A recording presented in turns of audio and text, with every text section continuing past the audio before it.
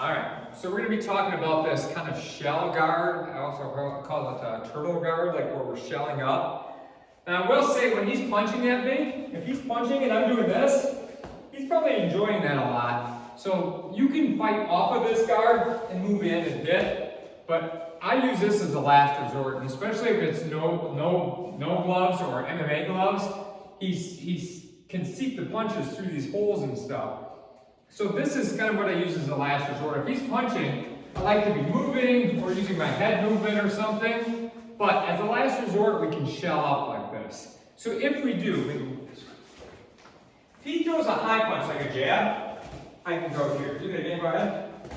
Now notice, if he punches, my hands aren't away, go ahead, and I'm punching myself in the head. That's like something you don't want to do. So when he punches, I put these gloves, especially if they're big like this, on my head. These gloves work pretty well for that. And I also arch a little bit, go ahead.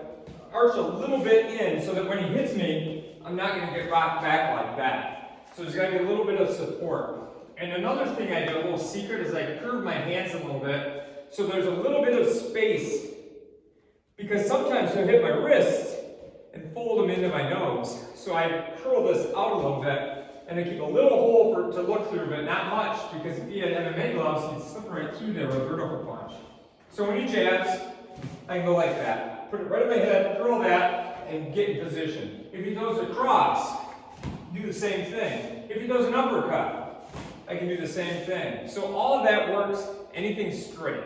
But like I said, this is a last resort. If I'm out or if he corners me or something and starts throwing it, I can use that as a last resort. If he jabs or crosses to the body, I want to tuck down and go here. Now this is more kind of sport because he can punch lower than that, but for sport usually it's not below the waist, below the belt. So when he punches, I crunch down. And when I did that, I hit my face, because if I do this when he punches, next time he's going to fake low and go high, or he'll go low and then hit me with the right hand high. So when he goes low, I crouch fast, so I kind of go like this. So if he punches high, if he goes low, I just kind of crouch into position. So those are blocks I can use for that. If he hook punches me over here, I can put this little helmet on the side of my head, and we call that like a carriage block. Now if he does that again, I can go here. If I maybe line a little bit. If he hits me and I want to absorb some of that, when he hits, I can kind of ride along with it. If he hits on the other side, I ride with it. So one more time, if he hooks with this, I ride, or if he does the other, I ride with it. But I kind of put it so he's hitting the meat of my arm. If he hits my body with a hook punch, I kind of tuck the elbow, so do it again, and tuck my chin behind it. If he does the other side, I tuck. So one more time here, and I can ride with that or ride with the other. Of course, you can follow up from those positions.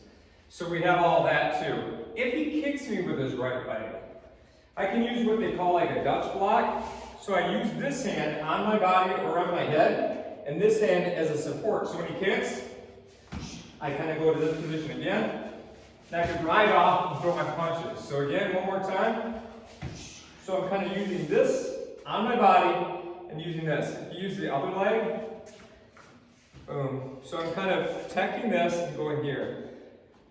A lot of Muay Thai fighters will love you to do this stuff because they'll just keep kicking your arms, and then later rounds of the fight, your arms are getting really tired and sore and heavy, and then they just take advantage of that. And there was a fight, Kung Lee fought one of the Shamrocks and kicked him with a roundhouse kick, and he did block it and broke his arm during one of the fights in the UFC, I believe. So you want to be careful using this stuff. It's kind of a last resort. But that two hands for the kicks, because it provides a little extra support instead of the carriage block, which is the one hand. If I'm empty-handed, let's say you're empty-handed too.